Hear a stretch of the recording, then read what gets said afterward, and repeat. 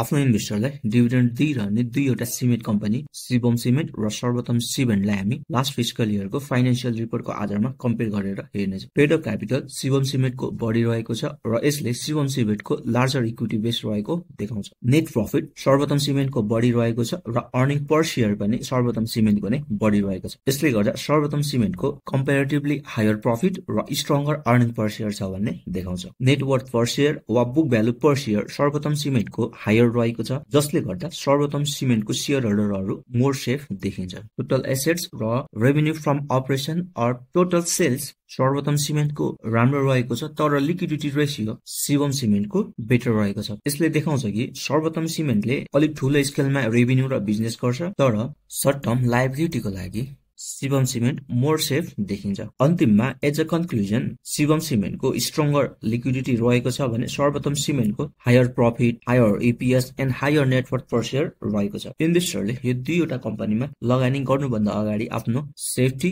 र रिटर्न दुईटै हेर्नुपर्ने हुन्छ।